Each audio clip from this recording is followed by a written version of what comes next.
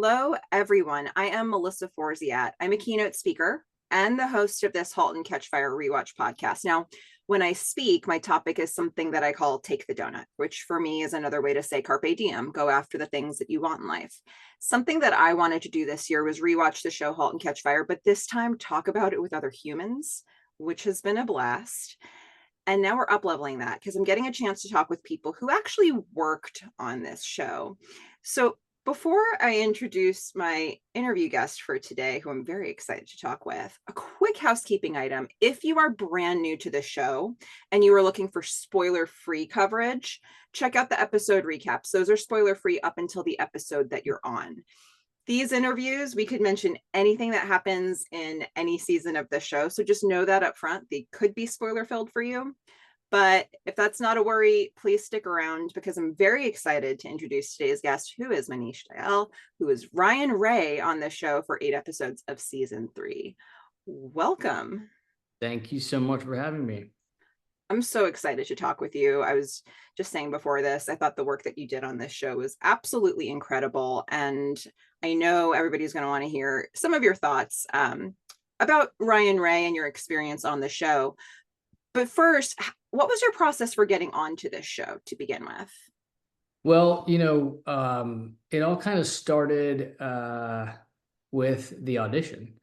And I remember reading the material, responding to it, thinking how unusual the character was, but not knowing fully what he was about or what he represented. I just knew this like one little piece of the character from this audition scene.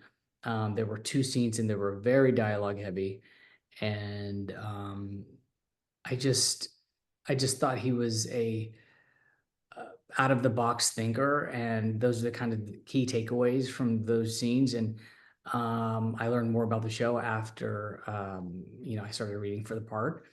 And I met Sharon Bialy, who was casting, and we read the scene, and I think it was just sort of an immediate fit, and I responded to the material pretty quickly. What was that first impression that you had, if you remember? I thought certainly this character is he was grounded, but his feet weren't firmly planted on the ground, if you will. He had really big ideas that were difficult to understand, also difficult to articulate, particularly for him, because I think he lacks certain social grace and the ability to really sell and win people over. I think that he just was just devoted to the facts and the science, and that was about it. And I think that it takes more than that to really sell something, but for him, that was his main concern, and his intellect and his understanding of the world that he was a part of was kind of all that he centered on. And I thought that was initially I thought it was a very narrow way to think, but also it makes for a very fascinating character. Particularly in a world where he has to be none of those things. Exactly. When you booked this role, how much did you know about where this character was headed? I had no idea. I did not know the full arc of the character. But when I did get the part, they did give me that information. Like I was then made aware of the arc and where the character was going, what his function was, and obviously it became even more interesting after I learned all of those pieces. I just had a very introductory, broad understanding of the character initially. Yeah. I'm really interested to know what your experience was when you first started on the show, because you're in season 3. The show is in season 3. We've been going for 2 seasons already, so you're a newbie to the show, but a bunch of new people were coming in around that time, and then you're immediately taken away from them and sort of in these isolated scenes, often with just Lee Pace. Right. So what was that experience like for you? Well, I think to prepare for the part, I watched the entire series as up to where we were currently in the show. And I had, very clear takeaways of who these people were. I understood the characters, understood the world, and most importantly, the tone. The tone of the show is very specific, and I think you must be able to understand that before performing on it. Given that it's period, it's sort of retro, but you're on the cusp of something huge and amazing. But the time period also plays a big a part of the show, which I think I really understood when I was in shooting the first episode.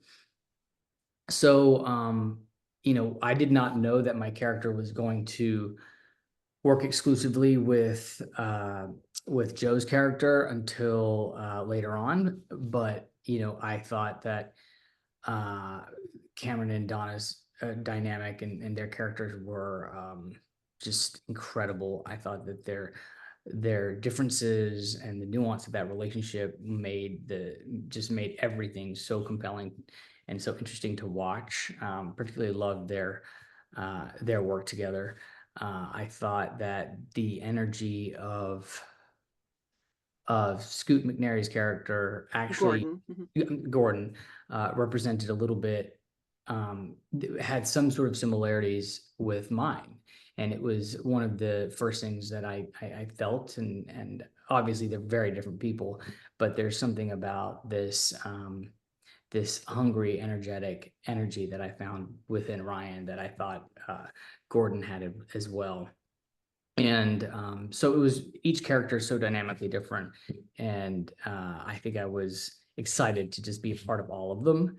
And then of course Lee Pace's character comes patiently later, because I think that's where he's going, and I think he understands who he is from afar in the beginning, and I think he knows what he represents. I think that there's a baked in respect and admiration for him, because he's obviously a free thinker, he's a forward thinker, he has tons of foresight in this world of technology, and those are the things that I think Ryan strives to be as well and to have.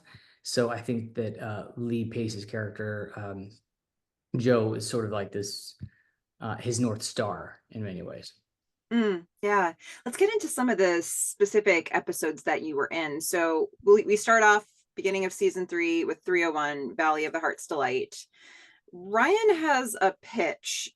He pitches. I have a feeling he's pitched many ideas to Cam and Donna over Mhm. time, but we're getting a pitch scene, and the idea is to make the private chats on Mutiny more secure. Sure. Donna and Cam, they're sort of following in the beginning, but they don't really seem interested. There are a lot of layers to this scene. I remember the very first time I watched, actually every previous watch of this scene, I felt there was something sort of ominous, like maybe foreboding about Ryan. Like I didn't necessarily know that I had pinpointed a tragedy coming for him, but there felt like something very heavy in that scene. Mhm. On this deep dive, I found myself laughing at that scene, especially with the way he's attacking the whiteboard. Mhm. So now I'm realizing how many layers there were. How did you approach a pitch scene like this for Mhm. Donna and Cam, and why didn't it land for them? I think that's a great question. I think for Ryan, in my mind, I went into that scene. It was the first scene I shot, actually, understanding that everything he's about to deliver to Donna and Cameron are everything is completely perfect, and there's no fault in what he's pitching. He's absolutely sure of it, and because he has that certainty, he believes that they should as well. And that sort of confidence, bravado, mixed with doggedness, I think is what I was thinking about as I was going into that scene. Like, so the whiteboard actually became just merely a tool. It really was just a way for me to uh, uh, deflect some of the attention, because by illustrating it that way, yes, it will help them understand, but it certainly won't be the thing that wins them over, because it's everything that's coming out of his mouth that will ultimately sell this pitch. And to me, it was such fundamental information that we have a safety issue here. There's a gaping hole in this system, and I found it. This is how you fix it. So let's just get to work. And he just has an inability to connect to people uh, in an emotional way. I think that was um, one of his biggest challenges. And I don't think that they understood what he was saying, because he was speaking so technically, and he wasn't sort of uh, illustrating or articulating just how vulnerable the system really was. And I think that if he tried it that way, perhaps they would have been able to understand the pitch a bit better. But I think that's the point of the character, is that he's just in some other place, and people aren't always on the same page as him, even though he thinks they are. Yeah, fair enough. When I think about that scene from a technical standpoint, you had to understand what your character was saying enough to know what to draw on the whiteboard. How did that like, was anything scripted where it was explained what shapes you were supposed to be making, or was that something that you had researched? Or like, how did we get there? Because it seems like Yeah, it fits. it's that's a good question. Before working on the scene, I knew that the character had to illustrate something on a whiteboard. Uh, the Chris's are like the best showrunners ever, and they are so helpful and so involved and understand the character. But and were able to give me a lot of information, but still allowed me to have that sort of artistic freedom. So in my mind, I had what the image should look like. It should look like two independent pieces of matter, if you will, that have lines going between them, and then something must interrupt that sort of synergy or that communication. And to me, that was just the only thing I had in my head. So it was these two pieces that were interrupted. And so I drew it out as I was doing the scene, and I shaped it a little bit with Chris Rogers. Right before we shot it, he was curious what I was thinking, so we ran it a couple times. I did it for him in front of the whiteboard. I showed him the shapes. He shaped it a little bit with some of the pieces that were outside those shapes and where they should be. In my mind, they were right next to I don't know, the vulnerable spot, but maybe they weren't. Maybe they were far away, and that's why we couldn't see them, and so couldn't see the threats. But if they were closer, then they were more obvious. So little pieces like that to just make it a bit more nuanced. And I think he was so helpful, and helped me understand like how this technology works. And then we sort of just did it that way. If you also notice in the scene, it was very scribbly, and it wasn't done neatly. Because I think another quality to Ryan is that he's in a rush. He's a guy that he's not fully matured yet. He's still quite young. He's gifted, no doubt, but he lacks a little patience. And I think that is why I wanted it to be a little like haphazard on the board, because I think Yeah, that he just quickly wants a result. awesome. Yeah. Absolutely awesome. Um, at the end of this episode, Ryan is going to sit in the audience at Joe's Citadel product release. Mhm. How you were starting to answer this before, how does Ryan feel about working with Donna and Kim and Gordon, and why is it that he ends up being attracted to working with Joe? So I think when he's with them initially, he feels a bit misunderstood, and like none of his pitches are, they're obviously not moving forward. He's kind of feels like a hamster in a wheel.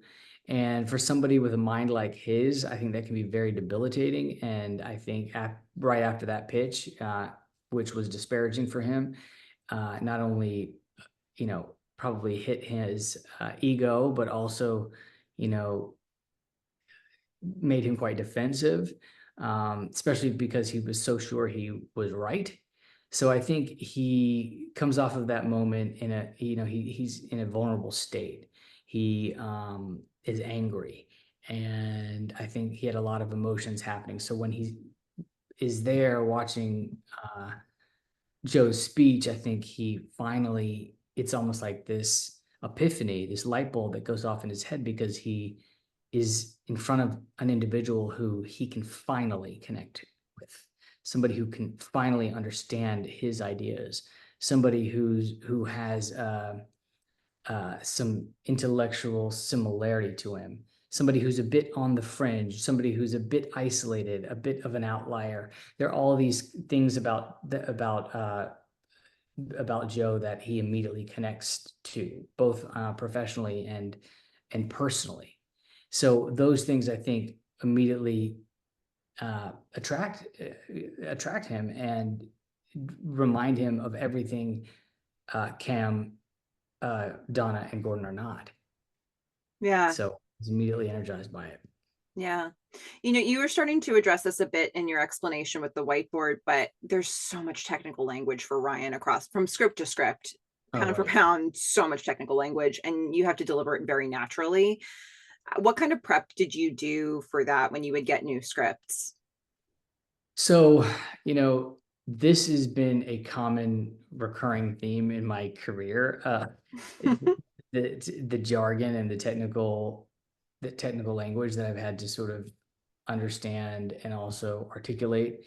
I played a doctor for 6 years of constant technical dialogue, and I think that it was also kind of a different animal, because in that instance, I did a lot of research, and once I understood like a procedure, or if I understood what a condition was or a rare disease, I was able to talk about it in a way that made sense, even though I didn't fully understand what it was until maybe the week before. Whereas with Halt and Catch Fire, a lot of these terms in my mind, they overlapped a lot. So there are a lot of things that meant the same thing, but they were said in two different ways. So I did a lot of Googling. I spoke to the Chris's quite a bit. They were very helpful. They knew everything. Also the EP Melissa Bernstein, who is incredible and prolific in the business, as you know, she also was just provided so many resources to us. So if we had a question, I knew I could always ask her, or she would find somebody to get me the answer or something like that. But the internet was actually very helpful. So I did a lot of YouTube, a lot of Googling to try to figure out what certain words were, what they meant. But then understanding what the word means and applying it into a performance and into a scene is a different step, which I think helps help me perform it, if that makes any sense. Absolutely. Did I answer your question? Yeah, absolutely. So, okay, like if we look at 302, which was one way or another, we're going to see Ryan in Joe's office trying to pitch for Joe to hire him, which feels like such a fundamental scene for Ryan in this show. Joe is being very enigmatic, a little hard to crack here. Very hard to crack. Ryan is floundering and knows it. He's saying things like, "This is a test and that was the wrong answer," right? Like, what do you want from me? But then gives an impassioned speech towards the end about knowing something very big is coming. He doesn't want to miss out on it. And that seems to appeal to Joe somewhat. Very complex scene. What do you remember about prepping for this scene with Lee? What was that process? How did you bring the energy that you brought? There's a lot of interplay between you two here. So it was one of our early scenes. So there wasn't a ton of rehearsal on that scene. I remember working on it when we were blocking, and the blocking of that scene really helped make it come alive. Initially, I thought I was just going to be in front of him behind a desk or something like that. But I think the movement and the space added to how intimidating it was for Ryan. I think Ryan's coming in. He's not somebody who cares about his appearance. He's not somebody who is classy in any way, but he's kind of thwarted into this world and this environment where he is completely a fish out of water, and he relies on his intellect, because I think that's been his best friend his whole life. So I think in this instance, he almost knows that Joe's torturing him a little bit, but is okay with it. I think that he accepts a lot of what's happening in the scene, the dynamic, the power dynamic, the hierarchy, all of the things, because he's willing to do whatever it takes to become a part of this world. So yes, Joe's character is very enigmatic, and at the top of that scene, and I think Ryan is struggling to connect with him, or respond to something that he's saying, or impact anything that Joe is thinking. But I think midway through the scene, he realizes, he just maybe takes a breath and realizes that he must just be himself in this moment, and appeal to him the way he would anyone else, and try to come down from this sort of intimidation that he felt in the beginning. Because I think that Joe's character must be a challenge for him. He must overcome that challenge in order to have an arc in the show. So I think there was a lot of interesting dynamics, particularly when Joe's character, I remember distinctly, we stand up, he walks over to the window, and he's like looking out at the skyline, and I'm still by the desk, and I'm sort of floundering, as you said, and then I look to him, and I come in with something that I think will appeal to him, because I had just seen his speech. I know what he's about. I know what kind of thinker he is. So maybe I'll appeal to that side of him, and maybe he will find me worthy. And if that's all I need right now. And I think that that's kind of what I wanted to again implant in the character in that scene, that he just needs just the slightest win to get his attention. And then from there, he can do whatever he has to later. But right now, the biggest challenge is to just have him listen to me. Yeah. Okay. So in terms of this team, in 304 and 305, we're going to see Joe has Ryan start mapping out ARPANET. Ryan spends weeks on it, and he thinks there's nothing there. So he's presenting the information to Joe, thinking this isn't it. Ryan hears everything that Joe hears everything that Ryan's presenting, and he's like, this is it. NSFNet is it. This is the project. So it's an interesting, they end up finding their way to the thing together.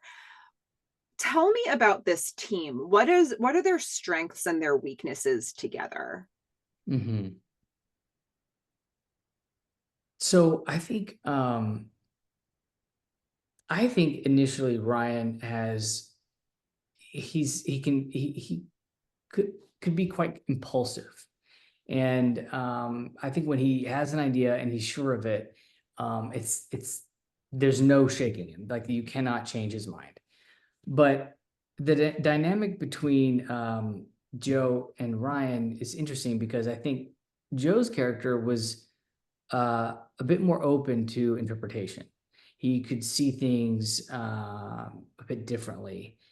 He could spot flaws in something that Ryan couldn't, because he had like tunnel vision. And I think that he needs somebody like that. He needed somebody like Joe to challenge him, and somebody that Ryan respected enough where he could make those adjustments to his ideas. I remember, I think I remember that scene where we were plotting it all out, and his character says, well, what about this? And it was like kind of the first time in the show, I mean, at that point, where Ryan is kind of befuddled, and he's like, oh, that's right. You're right. And I'm wrong. And I think that immediately opened their relationship, and it allowed Ryan to receive and sort of start growing. Mm-hmm. Yeah. A scene that becomes a really key scene later is from 305, Yerba Buena. Ryan and Joe are having a conversation about the city of San Francisco. They're on the balcony, and his Joe's balcony, and Joe's saying things like nothing lasts in this place. Mhm. Ryan is the one who actually points out that the very name Yerba Buena, it was changed. The city reinvented itself, and he's saying that's what makes the city so great. You can screw up, you can fail, and so what? You get another chance. By 308, Ryan is not going to feel this way anymore. He's going to commit suicide off of this very balcony. Mhm. Obviously, his stance shifted at some point in his journey. When do you think that shift really occurs for him?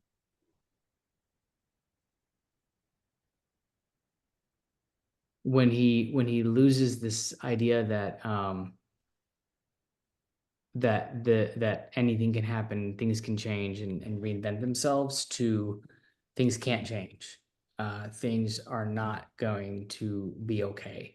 So you're talking about that kind of shift? Mm-hmm.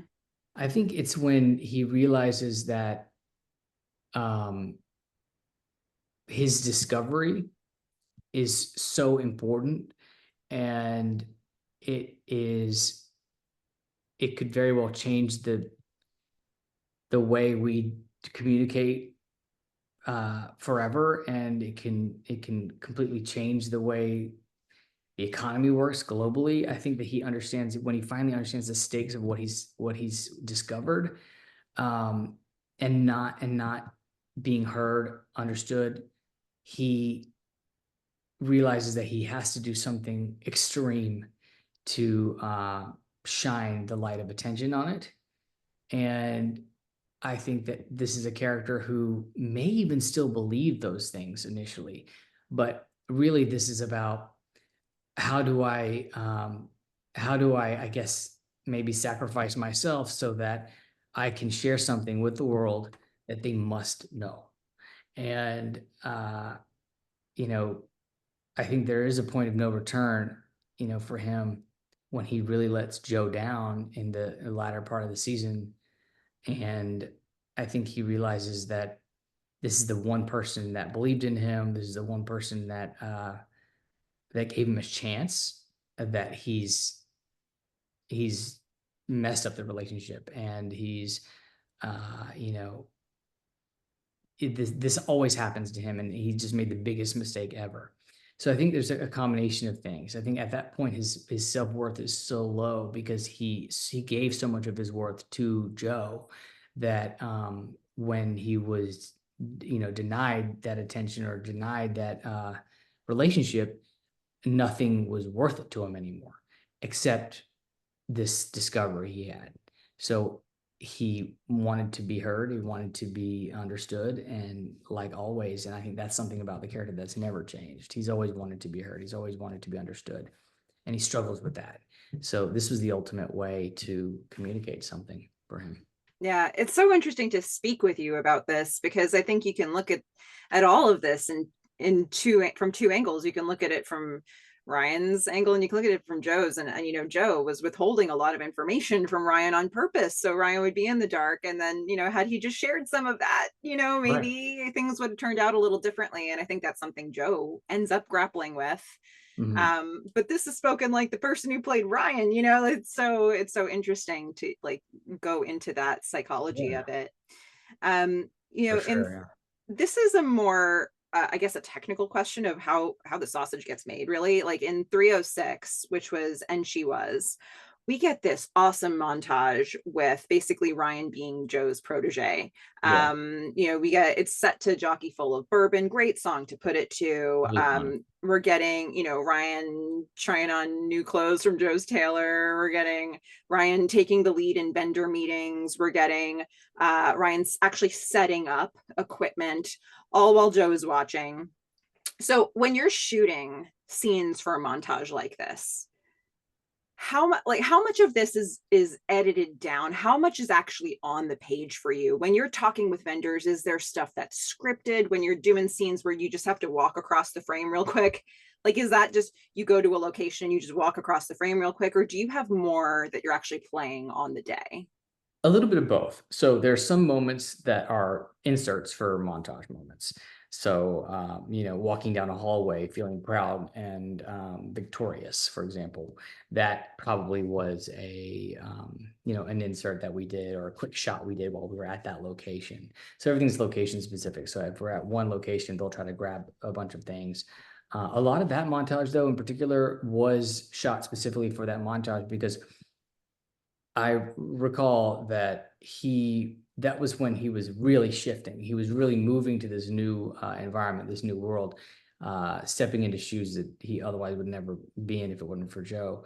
So I think he was wanting to impress him, but also feel good that he's earned this, and starting to, you know, I guess, see a part of the world that he has earned, and that's bigger than him, and like he's probably never tried on fancy clothes before, so all of these things are new. So it's not like he was waiting for them or working towards them. I don't think he even knew they existed. um, so stepping into this world and then understanding that, hey, this world, not only is it super gratifying intellectually and professionally, but it's also comes with money, and it comes with prestige, and it comes with respect. And I think that a lot of those things are new to him, and they were kind of toying with his mind a little bit. But that montage is a great way to accelerate the character and see him in these moments, and having watch Joe watching this young guy that he is mentoring become a different person because of him. I think there's a lot of interesting choices there. Like for Joe to be a witness to it all, I think is important, and also accelerated the character and their relationship. Um, so yeah, a lot were inserts, a lot were you know like, I was very also sort of aware of his physical change too.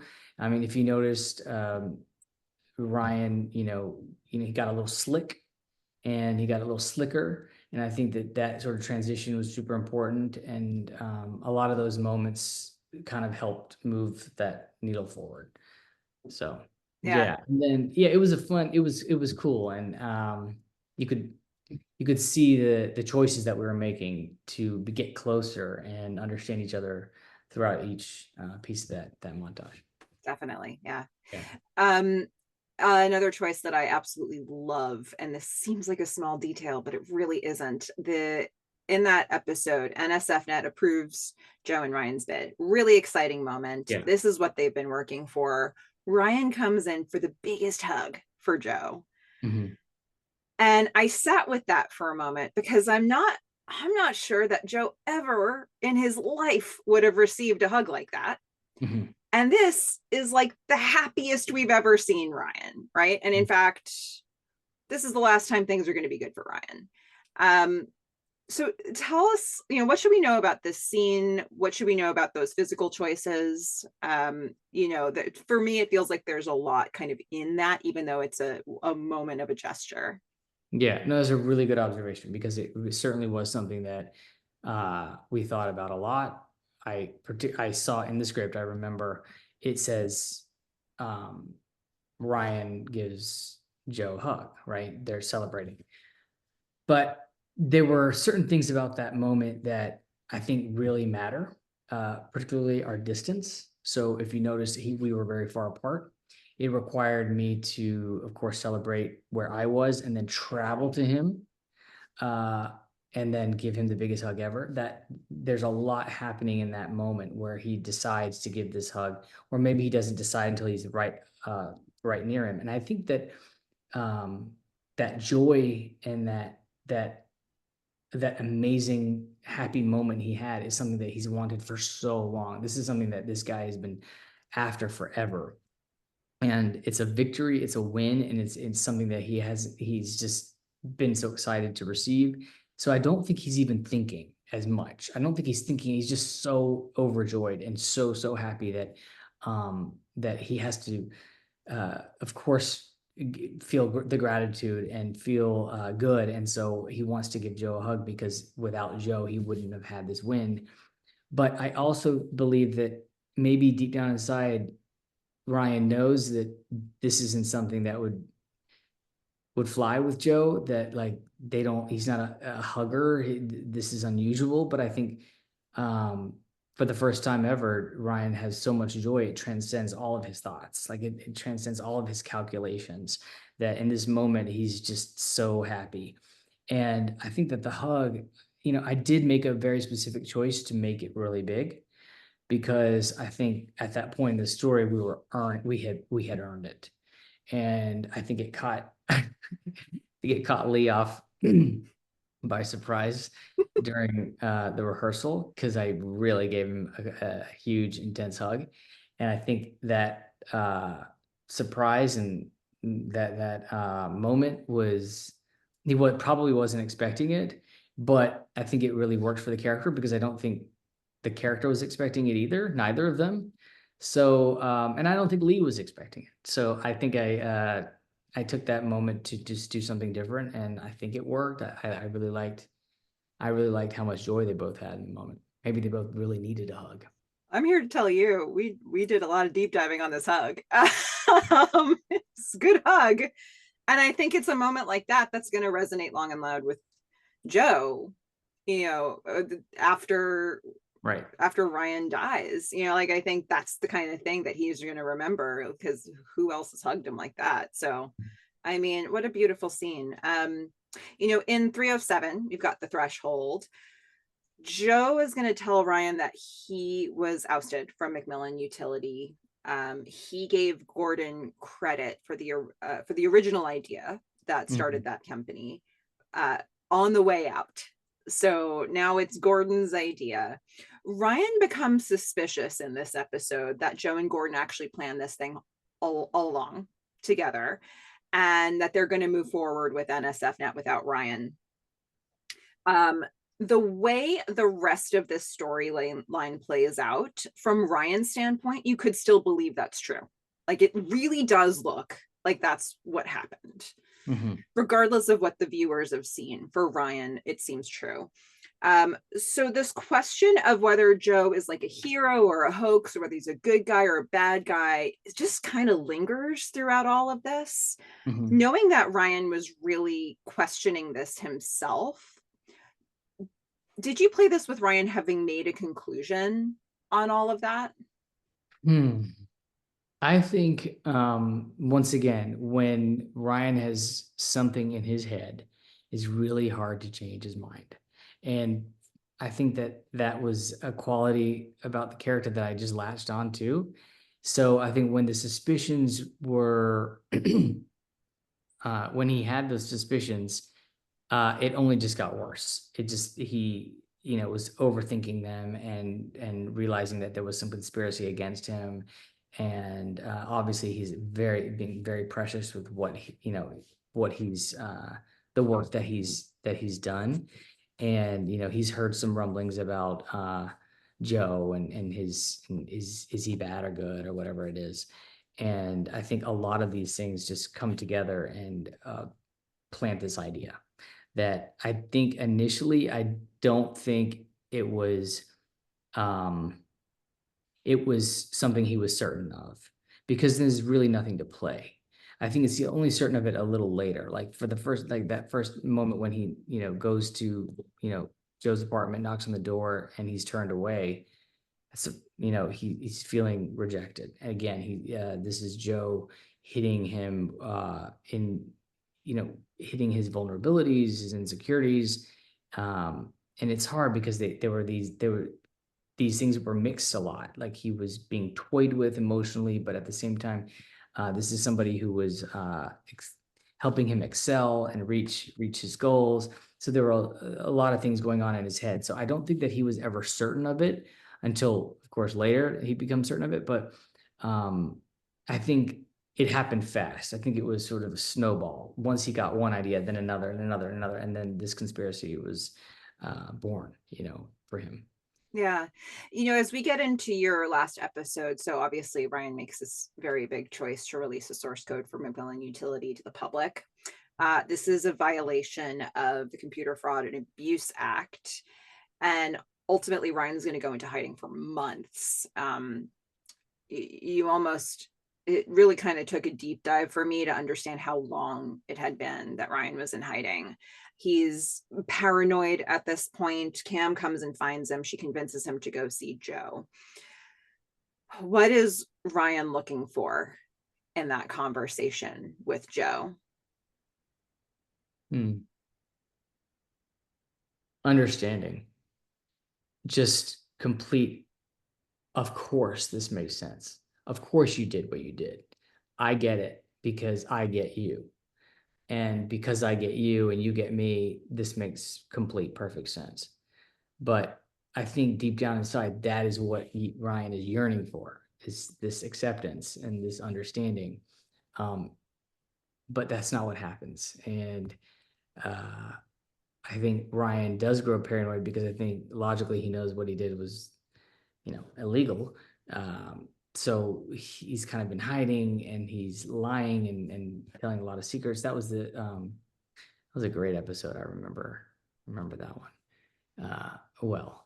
And I think that there was that one scene where, even later when Joe comes to meet him at his apartment and he's just spiraling, and he comes at him with this energy, like, obviously this is why I did it. It's the best thing ever, and you have to see this. You above everyone else must understand why I did what I did. And when he's like, no, dude, what you did, no, this is wrong. I think that's the moment when he's completely punctured, and he realizes that he's wrong, or that he's made this really, really big mistake. So I think, yeah, that moment, that time period where he just grows paranoid and he has these delusions about what he did, are also connected with moments of like reality, like police looking for him. Joe is not able to find him. Cameron coming to talk to him. There are a lot of pieces of that kind of bring him back down to earth, I think. Yeah. And yeah, that scene that you just mentioned with Joe going to Ryan's place, it's a really interesting one, because there are some very specific shot lineups that must have taken forever, like with trying to get the key that's in Joe's hand while Ryan's sitting over a chessboard. I just like, there's just these really interesting visuals, I think, that Ryan isn't privy to everything that's happening there, but like, yeah, okay, he's looking for understanding and he's not getting it, and ultimately that's the bigger, more so than having done an illegal thing. Like, that's the loss, it sounds like, for He's you. almost like an ally, somebody that is going to understand, but also accept what he did and tell him that he did the right thing. That's what he wants from Joe. Oh, and I don't think he doesn't get it. And I think that is like House of Cards for him. Yeah. So after that last conversation, Ryan will commit suicide off screen. We don't see, we don't really see anything. We just see the suggestions of it. And he leaves behind the "You Are Not Safe" manifesto, which is seemingly a response to Joe's "Are you safe" speech. You have the most incredible dialogue there for, that voiceover at the end of the episode. So tell us a bit about this speech and what it felt like to be the voice for those words. I would still say, pound for pound, that's one of the most powerful scenes and speeches in the entire show. Wow. So, how does it feel to be for you to have been the voice for those words? I also love that speech a lot. I remember reading it and I just thought it was so well written, and it spoke to so much. It was so broad. It was there was so much metaphor and nuance in it, and hats off to the Chris's for being able to write that, because I think it's a manifesto, but it's also it's almost even more than that. It's a warning. It's I don't know. It was very powerful. I remember reading it for the first time and then reading it once and just kind of not fully understanding it, then reading it again, and then understanding where all the pieces are, like how it connects to Joe's speech before, how it connects to even episode 1, and how he was talking about why this thing was vulnerable and why and I think essentially this like this larger idea that we're all vulnerable to this thing, and it will kill us. So I think yeah, it was a really interesting um uh sort of speech, but I remember also recording it. We did it right after the scene where Joe and Ryan are talking at the table, and Joe once again gives Ryan gives his last plea, and Joe's rejects it, and Ryan just sort of snaps, and he like slams his chair down, and he's just still not being understood or heard, almost petulant, like a child, like just so upset. Even though, I'm not saying he was wrong or right, I'm just saying like his behavior was erratic. So I remember shooting that scene and then recording this montage. I mean, sorry, this VO. And I recorded a couple times, and I just remember thinking that how would it sound if this person was just about to die? How would it sound if this person was already dead? Like what would be what would how would his voice sound? What would he punctuate? Uh, and that's kind of how I thought about the monologue, and how would it resonate, and how could it be powerful for people? And to me, I thought that Ryan had always been somebody who is verbose. He's he's a big thinker. So I thought that this should be super grounded and real and be unlike his typical speech, because I think he's become now someone who's resigned to an idea that That's exactly the word I was just thinking. Because when you put this up against the pitch to Donna and Cam from the first episode, it's totally different totally energy. different person. Yeah. Yeah. Wow. So, I mean, those are your episodes, but the just more broadly, first of all, you worked a lot with Lee Pace. Tell me a little bit about working with Lee Pace. Lee's great. I really enjoyed working with him. Very fluid. Uh, all ideas, we just explored all ideas. One thing I really liked working with him was the scene work. He really gave time to that. And in rehearsal, we talked about what these beats were, what they meant for the character emotionally. With him, there was a lot of work on how these characters were emotionally involved with each other, and how they where those pieces were in the scene, and where these characters become uh, I guess more and more gradually more and more comfortable with each other.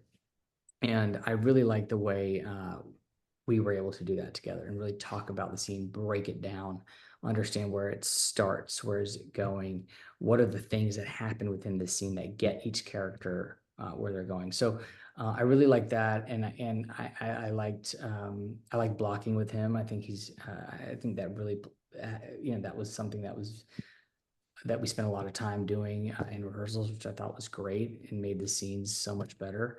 But yeah, I really I really liked acting with him. I thought he's a terrific actor, and very welcoming, and had a great time. If there are any other things that jump out at you, what were some of your favorite moments from when you were on set?